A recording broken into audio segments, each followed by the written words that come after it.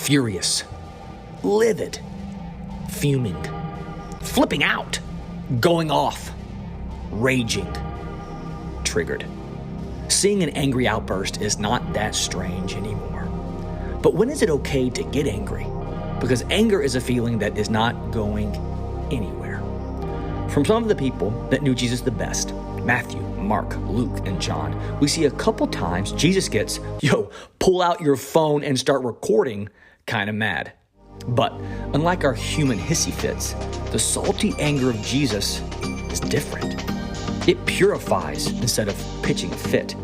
It heals instead of hitting the roof. It seasons instead of seeing red. And it preserves instead of popping off. Jesus' anger acting out turns corruption into correction, injustice into compassionate action, hypocrisy into authenticity, and leads people from doubt to true faith. When we see the difference between rage and righteous anger, our motives melt and our passions are purified.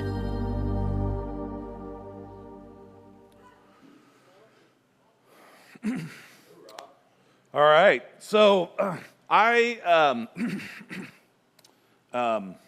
was going to do another series on 1st and 2nd Samuel because I thought I had so many people tell me things that I had no idea that was in the Bible, and I go, oh, we need to spend some more time in the Old Testament, but then I preached on anger 2 weeks ago, and I go, I think we need to spend some time there before we go back to 1st and 2nd Samuel. So I think that the Holy Spirit led me into this series, probably because I'm an angry guy, and I need some of this myself. And so if you guys don't know, 85% of the time I'm preaching to myself. The other 15% of the time, one of you needs this. I don't know who it is.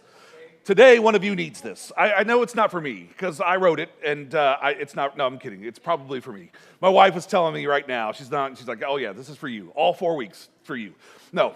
But, I want to tell you something. If you know me at all, by the way, we're going to go into the 1st and 2nd Samuel series probably at the beginning of next year, because the rest of the year is already planned out. So just to let you know. Anyway, I do not do well with small things, if you know me at all. Very small things bother me a lot.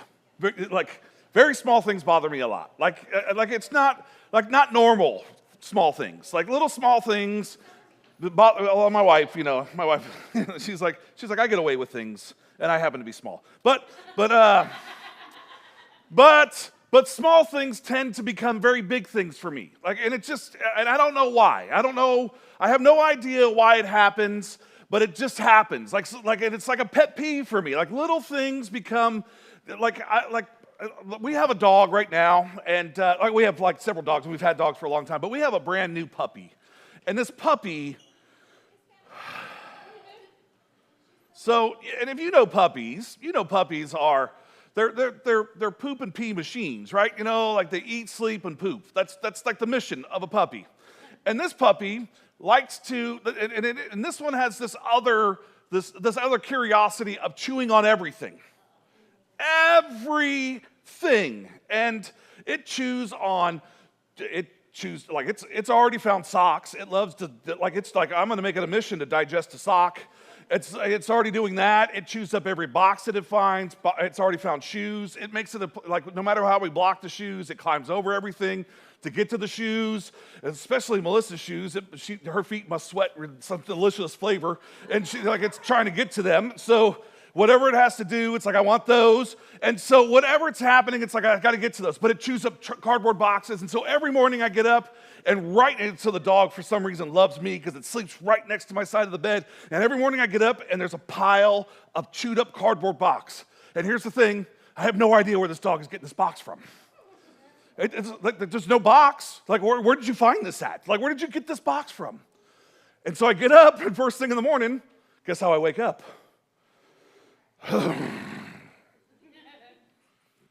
And so I get up, and I look at the floor, and I look at the dog, and the dog it's sleeping on its back. It's its paws are up in the air. It's I trust you so much, and I just want to, and I go, oh, you're so cute, but I want to stomp on you. And So I have to step over it. I go to the bathroom. I calm down. But that's how my morning starts, right? That's how it starts. That's how it starts. See, here's the thing. Here's the thing. We all have things that bother us. We all have things that bother us. Little things that upset us and temporarily grind our gears, right? How about you? You wake up in the morning to a dead battery? My wife has had to deal with this a lot lately. She gets up in the morning and her phone battery's dead after it's been on the charger all night. She's like, I don't understand why the phone is dead. Or how about, especially now, anybody have, if you're watching Amazon Prime and all of a sudden a commercial break comes on, you're like, wait a minute, I've got streaming, so there's no commercials. Why are there commercials now? I'll just go back to cable for this. Why is this happening? Right in the middle of where you're like, and it's an inappropriate place for there to be a commercial break. It just stops all of a sudden. You're like, why there? Like, what happened there? Or you're suddenly, like, you're in a group chat, and all of a sudden, out of nowhere, it just becomes super active. Like, 9 o'clock at night, it just, like all of a sudden, 40 messages, and you're like, how do I get out of this? How do I get out of this without being the jerk that goes, I want out of this chat? How do I get out of this? And then, but also there's more serious reasons to be angry. How about when you come home and somebody's stolen your Amazon package off the porch, right? At our house, we had to get a box that we lock everything, like they have to deliver into a box at our house, and the Amazon drivers still don't put it in the box. They just don't do it. Or what about this? What about when you find out that your child has been bullied? Like, oh, I heard somebody. Like, oh, yeah. Yeah. Or when you find out somebody's been taking the credit for the work that you've been doing. You know, it's like those are the things that bother you. These things can lead to even bigger feelings of anger. How about this? I'll give you a bigger pet peeve of mine, something that's bigger than mine. So here, remember how I told you little things bother me a lot? So here's a little thing. So it's very hard for me to drive an older vehicle because older vehicles tend to rattle, right? And so we were like rattles bother me to no end. And so we were riding down the road one time, Melissa and I and the kids in the car, all 3 kids in the car at this time, and there's a rattle happening in the back of the car. And we're driving like 70 miles an hour down the freeway, and this rattle is going off. And I go, and I cannot believe this rattle's going. I said, but we have to stop that rattle. Like, I hear it over the music's blasting in the car. I've turned it up even louder to get rid of the rattle. Nobody else hears the rattle except for me. I'm like, oh, we have to stop the rattle. And they're like, what rattle are you talking about? You don't hear that rattle? They're like, no, there is no rattle. And I go, there's a rattle in this car. And they're like, okay. And I turn down the radio, and they go, you hear that rattle? And they're like, that little rattle? And I go, yes, I hear that rattle. We have to stop the rattle. And they go, there's nothing we can do about that. And so I slammed on the brakes, pulled off the side of the road, and I had to pull apart the car to find where the rattle was. That's how angry I was to try and find this rattle. It was so insane of me to think about this. My wife was talking to somebody about how insane I was acting when this happened.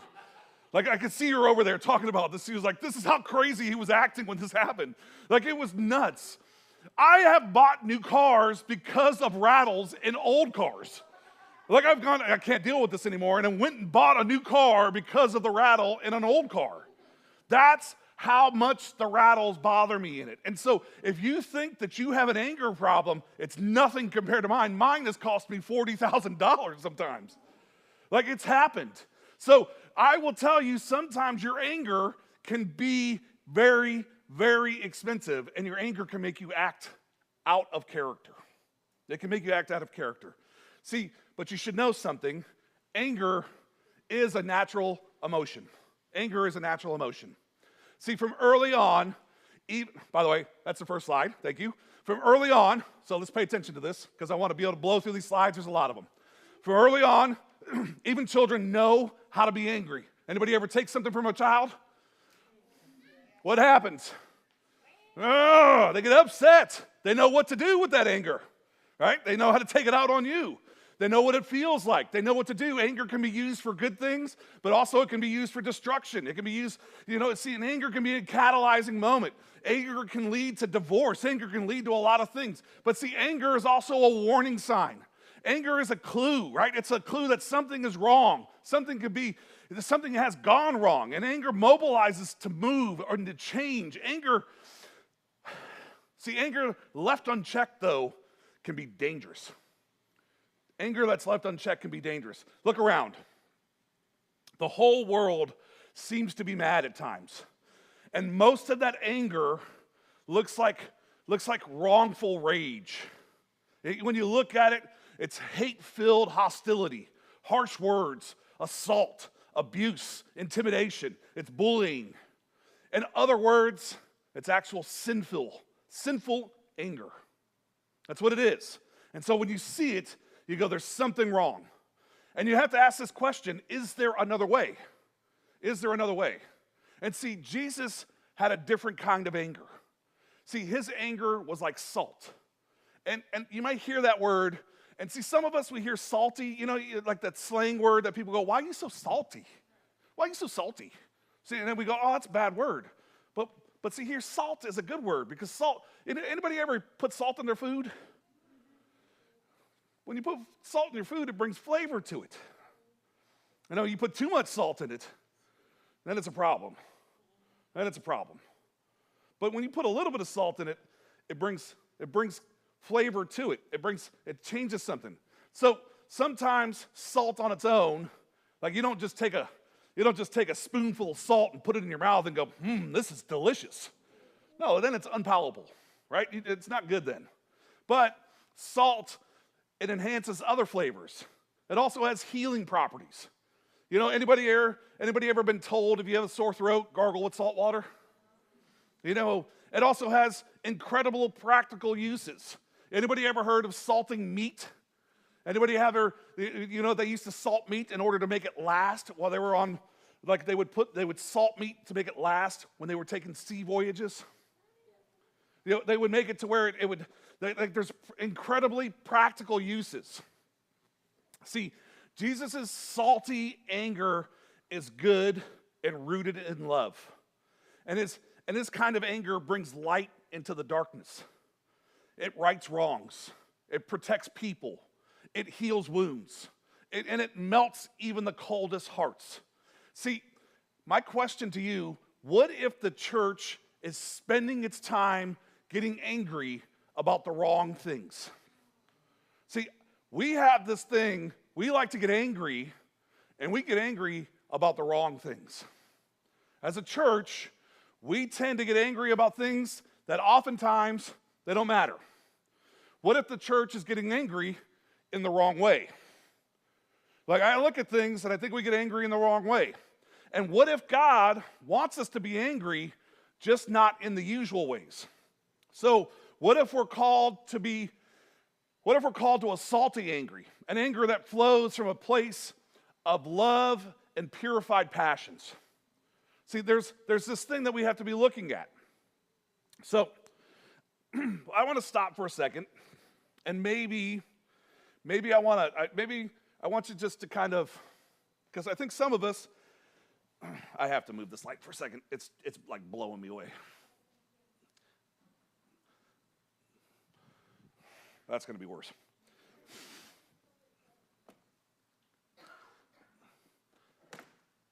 All right. It's like it, right? Just like it hit me right in the eyeballs. I mean, those ones are bad enough, but this one's getting me. So let's stop for a second here. And so how many of you, I just want to ask this question, and you can answer honestly, you can answer dishonestly, because, I mean, that's what you're going to do anyway. So here's the thing. How many of us, if you just thought about it, and you could go a week, 2 weeks, 3 weeks, 30 days, don't go too much further than that, because you'll end up having something. Have you gotten angry in the last 30 days, and that anger came from a place that wasn't from purified or righteous place? You were just angry. Just put a hand up. You were just angry. You were just like, hey, I'm angry. So, for those of you, you can put your hand down. We're just going to stop, and we're going to just hit, and we're going to pray for a moment, because I was there, right? I was probably there last night. So we're just going to stop, and we're just going to say, hey, God.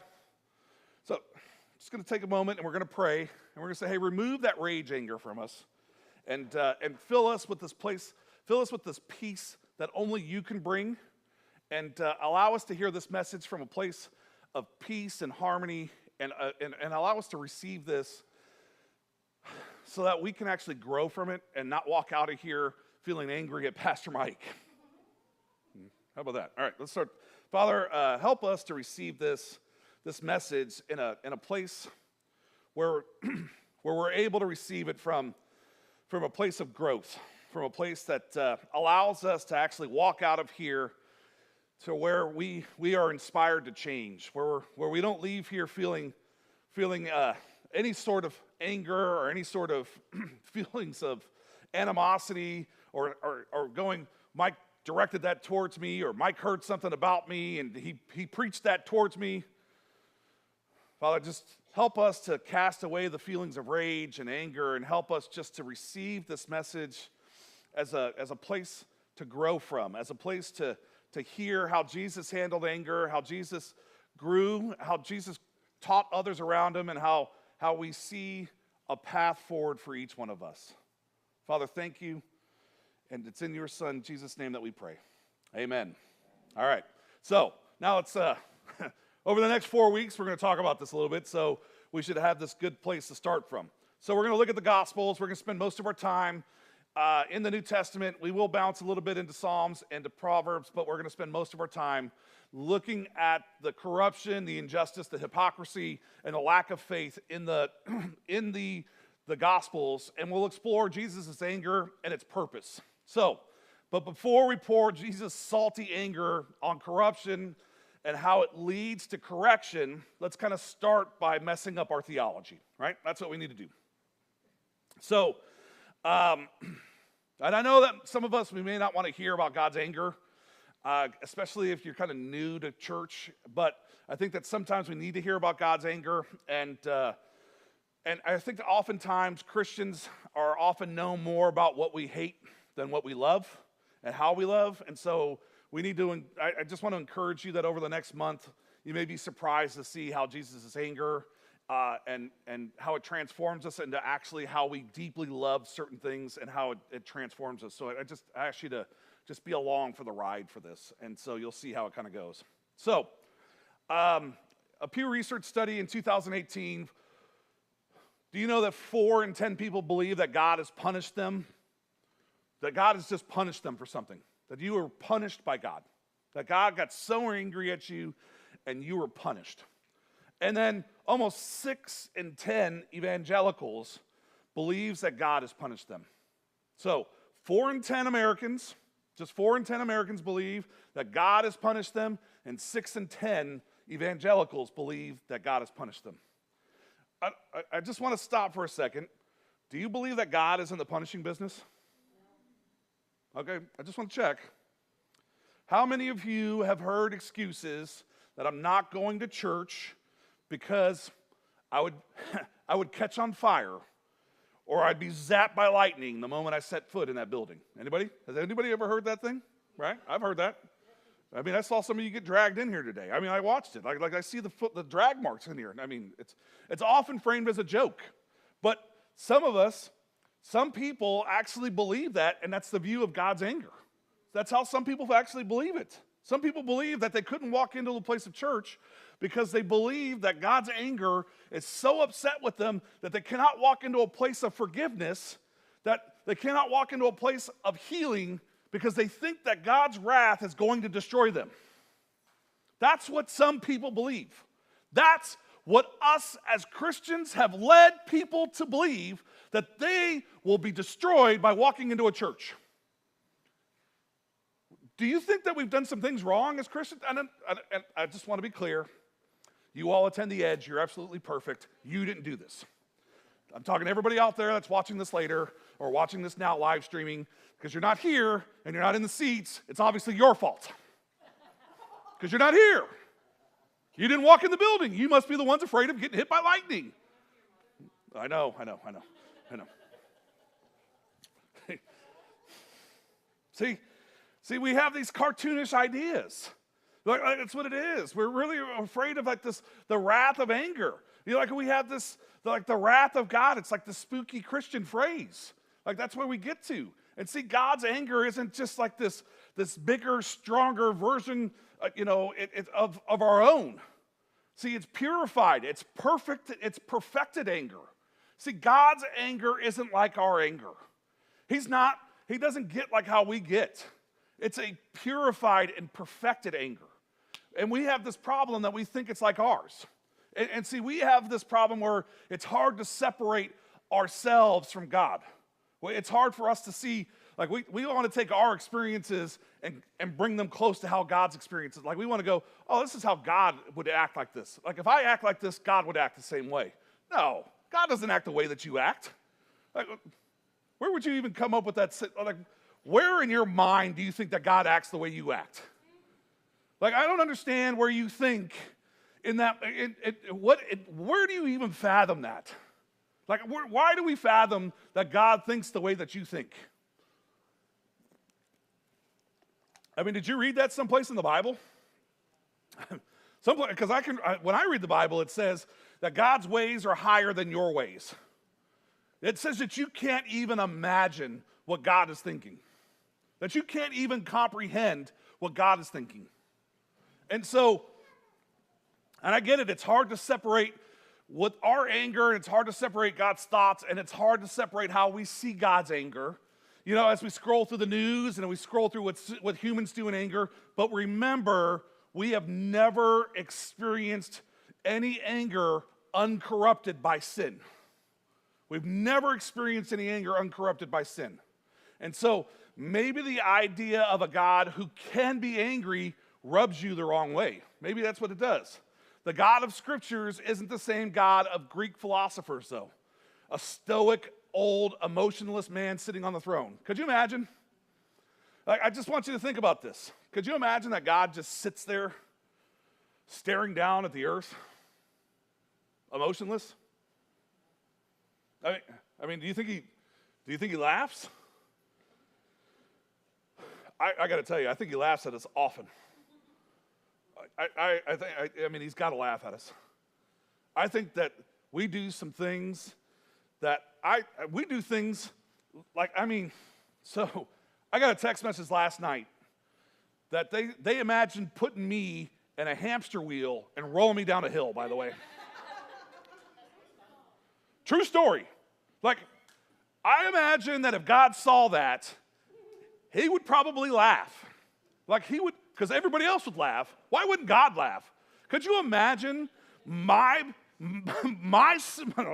like, I don't even know how to describe myself in this hamster ball being thrown around down this hill, but it probably would be hilarious. Like the first 5 steps, I would probably keep up, but the rest of it would be a complete circus.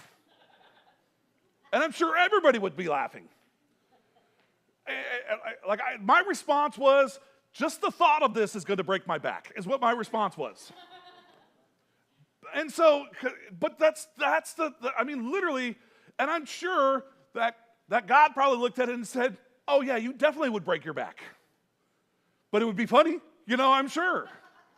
See, and that's how it is. I don't think that God sits emotionless on a throne and just goes, I think that when we intentionally sin against him, I'm sure it angers him. I'm sure that there's things that we do that God looks at and just goes, but that doesn't mean that he strikes his wrath down upon us. It's already happened. He's already separated us, but he's already made a way for us to be able to find forgiveness and to find healing and to find that way for us to come home through Jesus.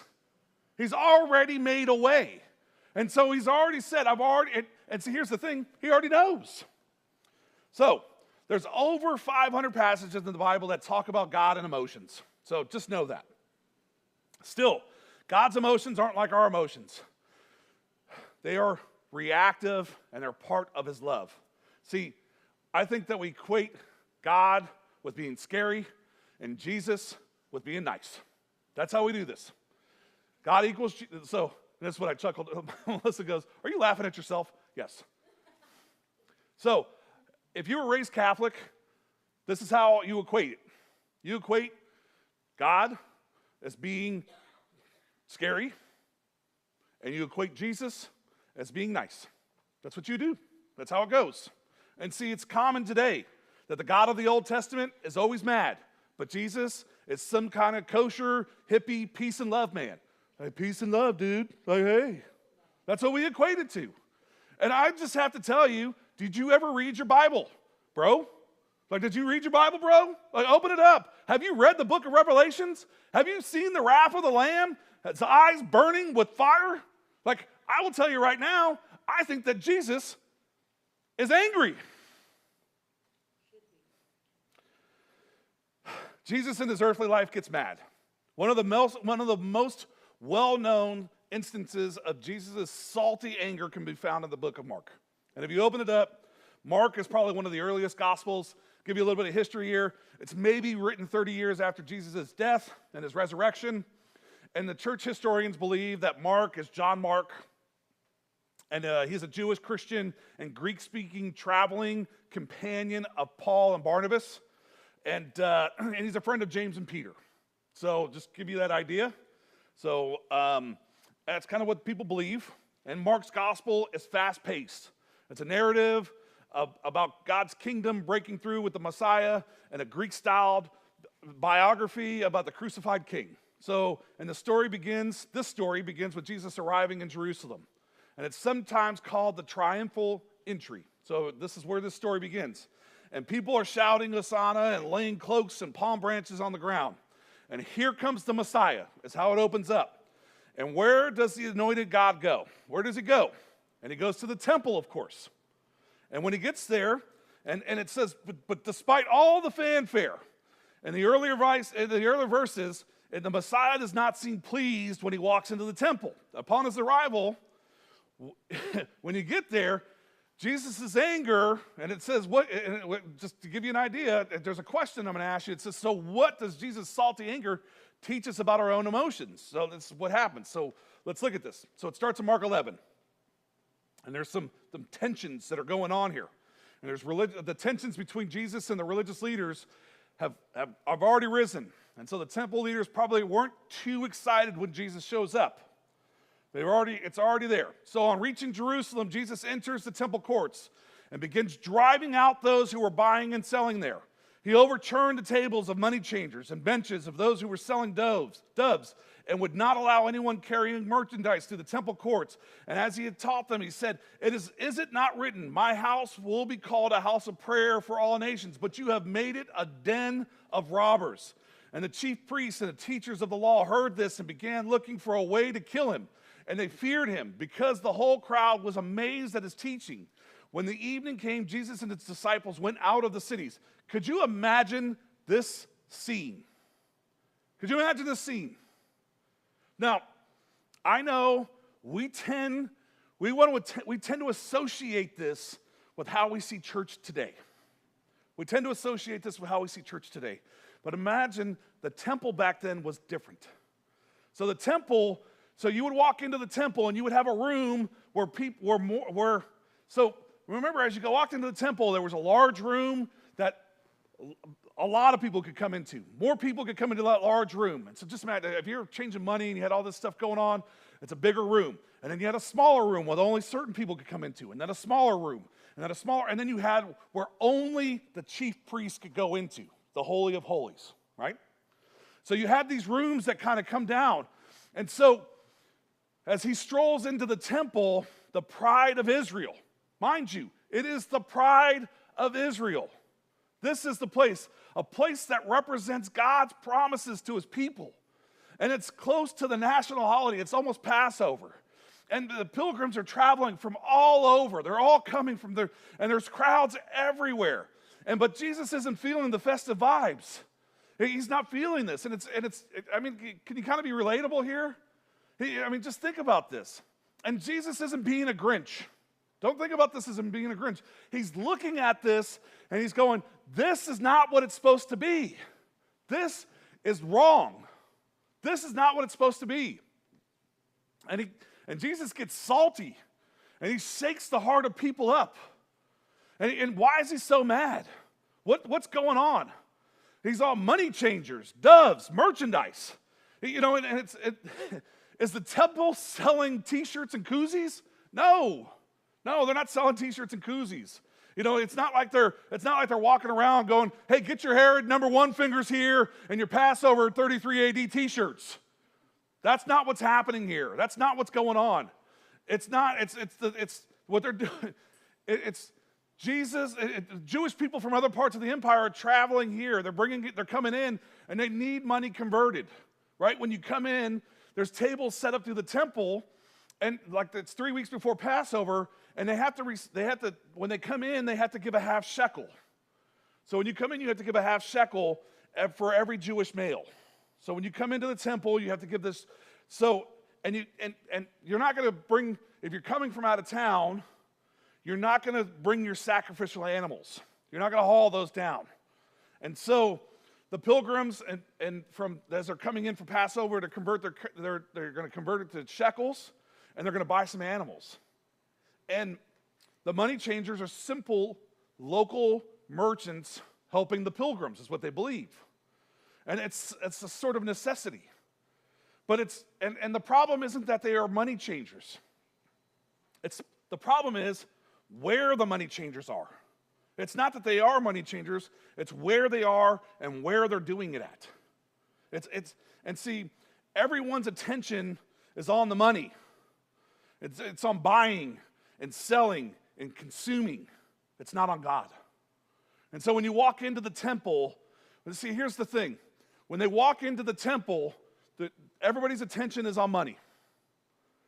It's not on God. And that's the problem. And so by purging the money changers for the temple grounds, Jesus shows his disappointment with the corruption of the temple's commercial operation. Jesus is saying no merchandising of religion, no peddling of pity.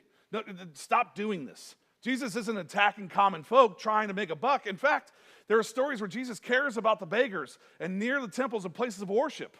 That's what he's doing. By clearing out the buyers and sellers, Jesus is making his message clear. You cannot serve God and money. You can't have both of these things in here at the same time. You can't do this. And see, still today, churches and ministries and Christians face the same commands. No church or ministry should prioritize money above God. We should never, ever, and see, that's the reason why, when you guys ask me to do bake sales, I hate it. Hate it. And when, I've been part of churches where I get the tithe and offering. That happens in church. That's what's supposed to happen. But when we start going, hey, we're doing a building campaign, we're doing this campaign, we're doing this thing, I hate that too. I hate it. I hate it.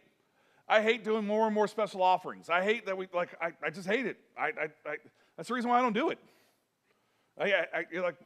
People go, hey, can we sell baked goods in the back? I guess, whatever. But I hate it because it's literally because of this. It's because of this. We're not supposed to be doing that. We're literally doing exactly what this is. See, Jesus doesn't have a problem with the offerings or the money changers. His problem is where they're doing their transactions. That's where his problem is. And see, there is no temple today. I'll just tell you that now. There is no temple today. The building is not a temple, just so we're clear. I'll just tell you that now. Paul tells the church, though, that your bodies are the temple of the Holy Spirit. That's what Paul tells the church. And so, in what ways are you tempted to prioritize something over God in your life? That's just a question for you. Have you viewed a weekend service or a small group as a place to grow your business? Have you, like salespeople, are you prospecting customers in your small group? And you come to church? Like I've had salespeople attend a church and they literally come here looking for customers. I've had people come in here and like, hey, if you guys didn't know, a couple years ago, especially right after COVID, I was doing some part-time sales. I did part-time sales and I sold solar. And my boss, when I was doing solar, continued to ask me, he's like, you should sell everybody in your church solar. So he told me. And I said, I would never do that. Never, ever. I said, number one, I said, the people in my church have a different level of trust And I said, number one, whether or not I would take advantage of them, I said, if they ever felt they got taken advantage of, they would feel that I took advantage of them and the church took advantage of them. I said I would never, ever do that. And so I never did. And anytime I ever talked to somebody about solar, I always said, you should talk to somebody else. I said, I'll help you any way I can. I'll guide you in the right steps, but I won't do a deal with you. It's just how it went. So, that's just how it was. This isn't a place to do business. It's not a place to do business, and it's not a place to, and I'm not going to pick on business here, but it's not a place to do business. It's a place for us to come together to grow closer to God. It's a place for us to grow and turn people into disciples, to become, and see, vocational discipleship is essential, but that doesn't mean that we come here to connect with other people in order to turn them into customers. That's not what we do here. See, Sunday mornings are a necessity, but God comes first. That's what it is, and it always will. See, church, nobody else would ever come back if it was all just about business meetings, and it's just not. And we're not a den of robbers. And so I think it becomes very important for us to make sure that we go, this is a place of spiritual growth and a place that we come for discipleship. So, Jesus doesn't only get salty with corruption in people's heart, he also focuses his anger at religious leaders. See, Jesus gets salty at corporate corruption here. That's what he does. He just gets this. See, the word Mark uses for driving out is elkballo. It's E-K-B-A-L-L-O. It's the Greek word, and it's the same word that Jesus uses to command demons to leave someone. And so, in short, Jesus is exercising the temple, is what's happening there. And see, Jesus references 2 Old Testament prophets as he's purging the people out of the temple. First, he calls people back to the prophet Isaiah, who writes about the foreigners who bind themselves to the Lord, and it's Isaiah 56 verses 6 and 7. And initially, the temple was only separated by priests and the people, but by the time of Jesus, there was all sorts of divisions. Like it sounds kind of familiar, right? There's all sorts of divisions now. The temple is now separated by gender. And that's just, I can't even say it now. Women are at a site in a lower level. Non-Jews are in the outermost cohort. The place is all separated in different places. Like they got people in, like it's literally, everyone is separated. They've got people in all these different places. And then Jesus also quotes Jeremiah 7:11. He condemns the idea that the temple is a haven for Judah and its sin. And the temple merchants thought that moving their business inside somehow protected and like a force field. That's what they thought. And since God can't destroy the temple, their corrupt business is safe inside the walls. So, Jesus is fearless in addressing the corruption. The Gospel of John records it in incredible detail. And so, here's what it says. So I don't want you to think that Jesus just walks in and starts flipping tables over, because here's what, when you look at what John says, it says, so he made a whip out of cords. Could you imagine he's standing on the sidelines making a whip? You don't just make a whip in 30 seconds and start flipping tables over. It took him some time. And so he made a whip out of cords and drove them all from the temple courts, both sheep and cattle. He scattered the coins of all the money changers and overturned their tables. He had no sword, no gun, no sidekick, nothing but a homemade whip. Also, the temple had a lot of money, by the way, and so surely they had some Brink security guards around. Where are the bouncers? Why aren't they stopping Jesus? Could you imagine how much anger? I just want you to think about this. Jesus walks in, and just imagine, so Jesus is about 5'6". Understand that. 5'6". Jesus comes in, this 5'6" dude comes in, puts together a whip. The temple court is packed with people. One dude comes in, he's got no backup. He doesn't have a sword. He doesn't have a gun. He doesn't have any of those things. This one dude comes in and starts flipping tables over, and people leave. I just got to tell you, if I walked into this room right now, just me, and I started flipping tables over, and then you guys didn't have any idea. Now, if it's me, and you guys know it's me, you guys are going to be like, Mike's on a rampage. Like I don't know what's going on. You probably will all leave. You'd be like, Mike is crazy. But if some random dude walked in here and started flipping tables over, what are we going to do? We're going to stop him, right? We're going to do something about it. At least, I'm going to try and stop him. You know, but here's the deal. There's no word of anybody trying to stop Jesus. There's no place in here that says, well, so-and-so stepped up to Jesus and caught a whip to the face.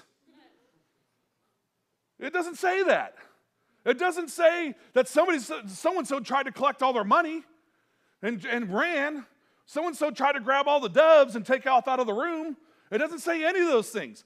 What it says is that Jesus was angry, flipped over the tables, and people were like, that dude, I'll be back when he's not so mad. When he's not so angry, I'll come back and gather my things. I'll figure it out later. I want to tell you, that is a different type of righteous anger. When you can walk into the room and you have that type of righteous anger, that's when you know that God is with you and people are like, yeah, I'm not messing with him. I'm not messing around. I'll be back. I'll get my stuff later. I'll go chase down my sheep down the road. I'll go find that thing later. And that's what happens. See, there's nobody there. See, Jesus becomes the bouncer, and he dumps out all their registers. And the crowd panics. And the salesmen hightail it out of there. And the people who come running in immediately, Jesus purges out of the temple, right? The people who come, and here's what Matthew tells us. It says, the blind and the lame came to him at the temple, and he heals them. The place is flooded with people who need healing at that moment.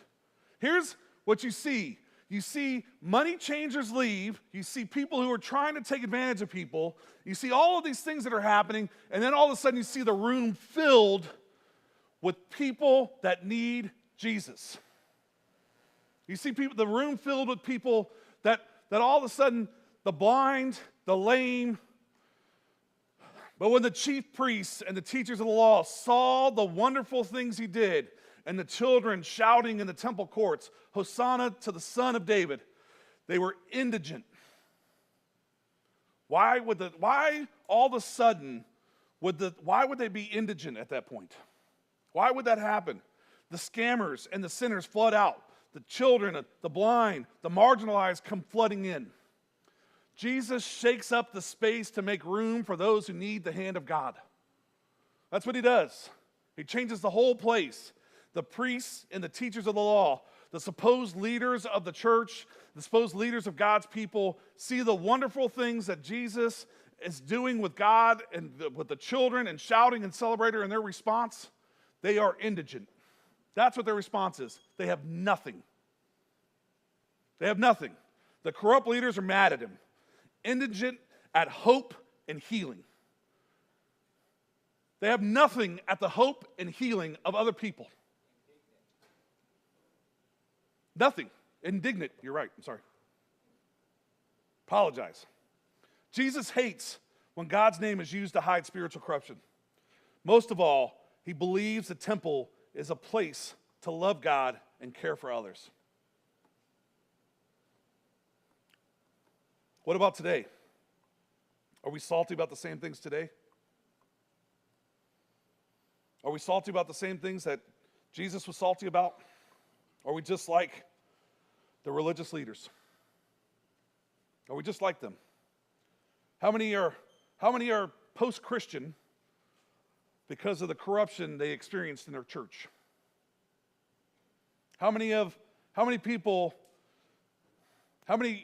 youth leaders have hit on students? How much money has been pocketed by greedy leaders? How many women have been marginalized for using their giftings to teach in church? How many people have been church hurt and spiritually abused, and it's gone unchecked? And so we're salty about the corruption in church. When Jesus leaves the temple, It's reset to the way that it's supposed to be. Like salt, his anger purifies the wounds, softens the hardened hearts. And Jesus' anger is not selfish or petty. It's steely and resolves. See, what can Jesus' salty anger lead us to? What could it be leading us to change? Where can it be leading us to do? And what's the solution? So, I know a lot of us, because I use this line, I say, sometimes you can go, hey, because I like I said, I've used it. I used to say, throwing tables over is still an option when you're angry. But it's not. It's not. It's not an option. Flipping tables over is not an option when you're angry. And see, the tables turned over in the temple isn't a story of vengeance. It's a story of grace. It's the table flipping in the temple shows the response to greed and corruption. Correction. That's what it is. That's what it shows. See, correction is a form of love, a desire to correct what is wrong. That's what it is here. And see, corruption says, I want power. And the psalmist says, power belongs to God. So what can we take away from Jesus? And how can we change because of it? So number one, be open to correction that comes from a place of love. Matthew 7:3. Why do you look at the speck of sawdust in your brother's eye and pay no attention to the plank in your own eye? How many of us are walking around with planks in our own eyes?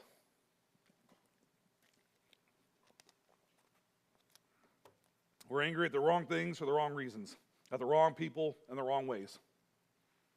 Would you rather be uncorrected and stuck or corrected and delivered from your sin? What would you rather be? See, salty correction is not confrontation, it's carefrontation.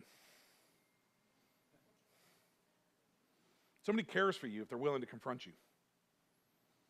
Somebody loves you. Somebody's going to you and they go, hey, I care for you. I want to make if they're coming to you and they're trying to talk to you, they care for you. See, but isn't it rare for Christians to trust each other enough to receive the gift of confrontation? That's the problem that we have. We don't trust each other enough to actually receive from one another, going, hey, let me actually care enough for you to confront you about what you're doing wrong. We use this line. Has anybody said this? Who am I to judge you? Oh, we're not supposed to judge one another. Has anybody said that? By the way, that's an absolute lie. Did you know that we're not supposed to judge the unbeliever?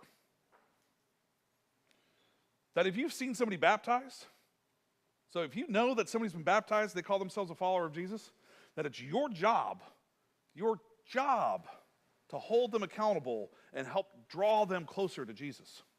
Did you know that?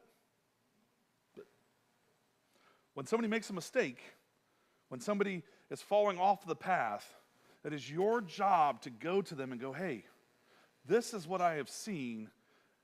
How can I help you get back to the path? Not to go to them and go, hey, you suck. Don't do that. That's not confronting and caring. What that's you just being a jerk. Your job is to care for somebody, and when you confront them and to bring it back. Now, make sure that you're actually being biblical about it. Make sure that you're actually loving somebody through it. Make sure that you're not just going up to them and being like, hey, you did this. So make sure that if you're going to somebody and if they're actually committing a sin, better make sure they're committing a sin. Right? You better make sure they're actually sinning. Don't just be up to somebody and be like, hey, you're getting a tattoo. That's not a sin. Okay? I saw that you were drinking. By the way, that's not a sin. I saw that you did this. That's, again, make sure they're actually sinning. So don't just jump in on somebody and be like, you did this or you did that. So if you've seen So when you're going to jump in, you're going to start confronting somebody, then you better make sure that you know what you're doing, and then you better make sure that you don't go off and do it right after them. So you don't go to somebody and be like, hey, I don't appreciate you swearing, and then drop the F-bomb right afterwards.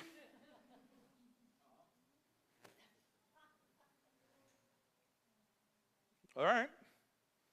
It just doesn't work, right? That's not how you hold one another accountable. It's just not how it goes. But you're called to help one another stay on the path. That's how iron sharpens iron. Okay? Iron doesn't sharpen iron by letting each other run off the railroad track and just go off into the desert. Okay? That's not how iron sharpens iron. Iron sharpens iron by holding one another accountable, by keeping one another in the Bible, by keeping one another on the path, by going, hey, this is how we do things. This is the direction we go. This is what we do. Hey, I saw what you did, and how do we get you back to the path? How can I help you? How can I guide you? What can I do? That's what it's about. Not going, well, I got to chop you up. You're no longer a Christian. By the way, not chop you up and dispose of you in the garbage disposal, but no longer friends. You suck.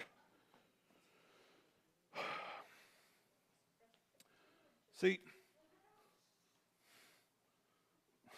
Christians are called to a ministry of log removal. That's what we're called to. We have to help remove the logs from one another's faces. That's what we have to do. See, salty anger listens and corrects, and it's good, and godly anger is teachable and open to more truth. That's what it is. We're just open to it. See, here's what it says in Proverbs 27:6. Wounds from a friend can be trusted, but an enemy multiplies kisses. See? So I just want to let you know something. If you got somebody that's just whispering nothing but good things to you all the time, I wonder if that's a friend or actual enemy. Is that a friend? Somebody who's helping you grow? Somebody who's helping you get through things?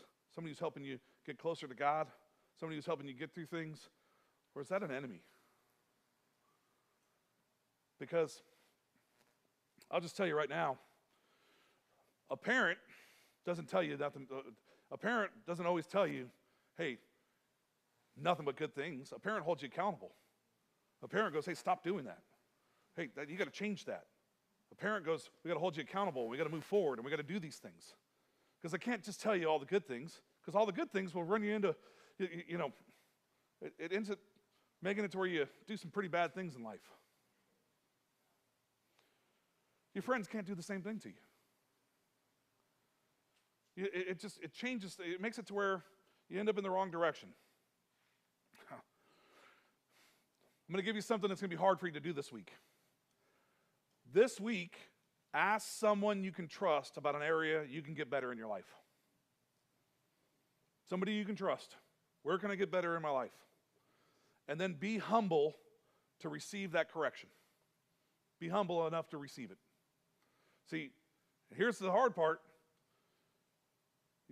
The hard part is receiving it. Because when you're going to hear it, you're going to be like, oh, you're right. And then you're going to have to receive it and then be able to continue to talk with them and go, man, how do I not be salty at them?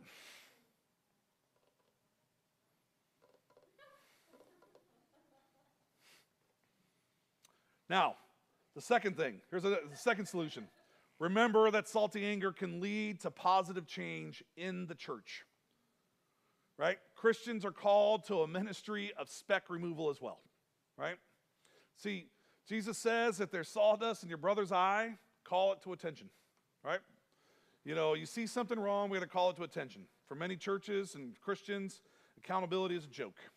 It is. It's just a joke. And corruption runs rampant. And this stems from sinful anger and seeking power. It's just what happens. And while salty anger is full of truth, and truth sets people fear, truth legitimizes power. See, salty anger cares more about people than it does pride. It just does. And when we aren't salty, we have no flavor. You know, if you're not salty, you have no flavor. Nobody likes bland people. It sucks. When we hold back, we ignore the truth. And there's been tons of times that I know that we hold back on stuff. And there's no irritant to help heal the wounds unless we're open and honest about the truth. And so Jesus teaches us, salt is good, but if it loses its saltiness, how can you make it salty again? Have salt among yourselves and be at peace with each other. Yeah, I mean, salty anger exposes the blind spots of past Christianity. Throughout history, religion, even Christianity, has a history of corruption and abuse of power. Thankfully, spirit-filled leaders read scripture and push for reform. That's what happens. But still, Christianity, we have this problem. We have this problem of just in church in general. Like, if you look at the church in the past, you see sexism, you see colonialism, you see this cultural assimilation. Have you ever noticed that church tends to be the most racially divided rooms in America?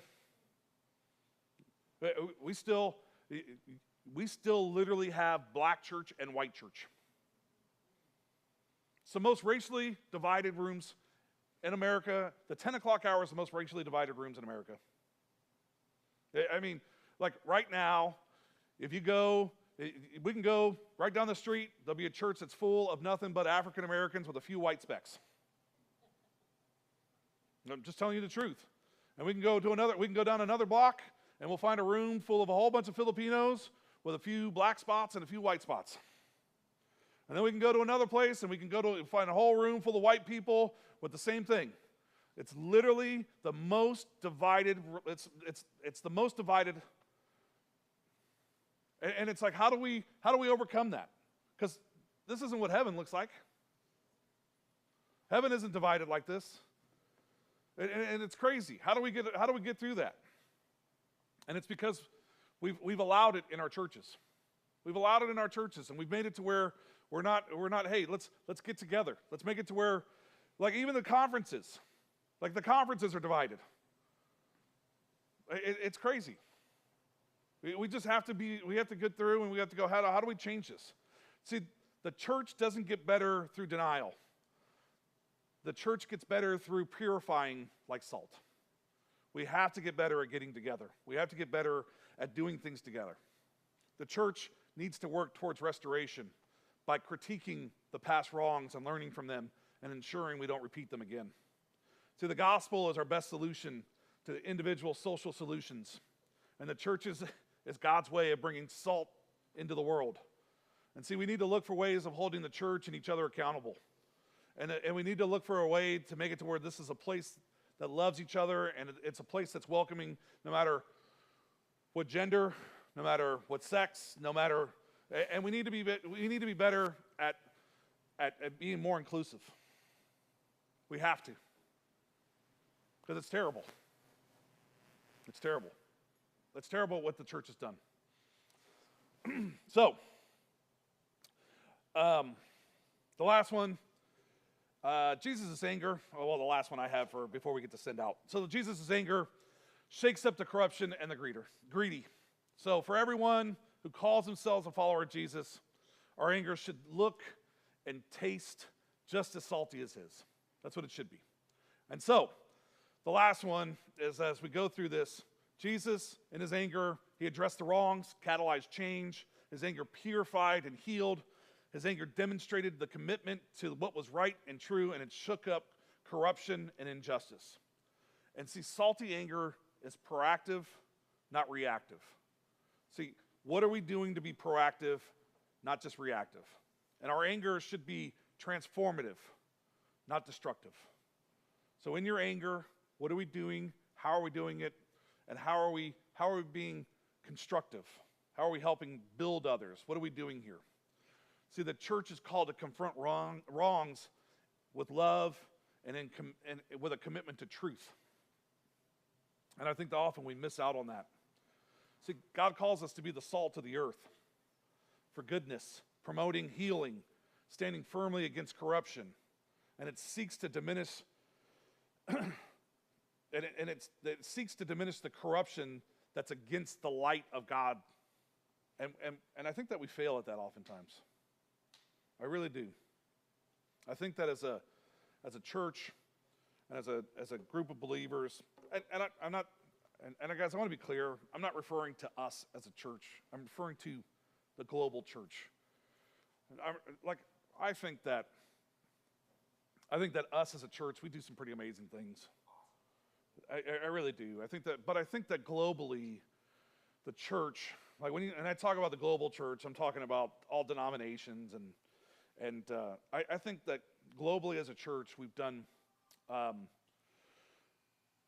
had some catastrophic failures. I mean, just look at some of the abuses and some of the things that have happened in churches, and look at some of the things that we've done to alienate people, and look at some of the things that we've done to alienate people that have been called to ministries, and how we've kicked people out of ministries, and there's plenty of people that have been called into ministry that are not in ministry because they happen to be women. Like we've had lots of people that are going, oh no, I you can't serve because you're a female, and I get it. You know, Paul says that you can't serve, but I don't understand why. Well, you know, I just don't understand it. I really don't. I don't think that's an unqualifying statement, because I read Proverbs 31 and I read all these other things that just say that she's a woman of integrity, and Paul turned over churches to women, and I just see all these different things that I don't get it. And so, but neither here nor there, just a whole different sermon. Guys, be angry about the right things. Be angry about the right things. Be angry about things that are worth being angry about. Be angry about what God would be angry about. Be angry about the injustices that are happening in the world today. Be angry about when you look at things, go, why is God allowing me to be in this situation, and what should I be doing about it? Why did he place me here for this purpose? Why am I here? And what is my purpose in this situation? I will tell you, I love that there's a Matthew West song, and because he asks this question. He goes, God, why aren't you doing something about this? Why aren't you doing something about it? And he goes, I did. I sent you. And see, sometimes you are literally the answer to the problem. You are. And when we do nothing, and when we speak up, and when we don't speak up, we allow the issue to continue when you were the one that was actually supposed to stop it. All you had to do was say, hey, what's going on here? Or hey, and you didn't have to turn over tables, you just had to address it. And it would have changed. How many kids have been bullied? How many things, and I'm not saying that you could have stopped this or anything like that, but how many times have we had an opportunity to stop something and we didn't? And all we had to do was say, hey, stop. We could have changed somebody's life. Could have changed something. Guys, I've talked a lot, and so I'm going to stop. We'll pick this up next week, and we got a whole bunch more to go. So let me pray.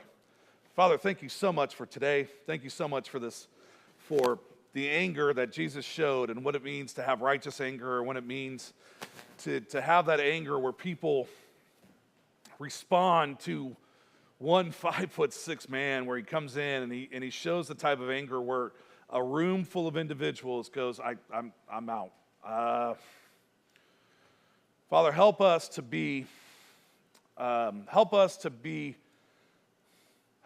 full of such anger that it's a righteous type of anger. It's an anger that allows us to move in such a way, to do things in such a way that people see us in a new light. That it's not a rage-filled anger. It's not an anger that all of a sudden people see us and they see us just being mean or just a horrible type of person, but they see us as being a person that is full of righteousness and correction and love, and somebody who's full of your spirit, doing the things that you have asked us to do, and being angry for things that cause you to be angry. that they just see us as being a reflection of you here on earth, being your hands and feet, doing the work that you've asked us to do, and that even though we may be angry, but we're angry at what would cause you anger here. Father, thank you for today, and thank you for this opportunity to be able to reset, and maybe to have this opportunity to have a new catalyst as we walk out of here feeling refreshed and a newness, to do things maybe a little differently, to have a new outlook on our relationships, how we interact with one another, how we interact with those around us, and is it actually even worth us being angry over? Is it actually going to matter tomorrow or the next day? Father, thank you for this opportunity that we've had today. This moment of reflection, this moment of peace that some of us are having right now. Father, thank you. Thank you for just this. It's in your Son, Jesus' name, that we pray. Amen.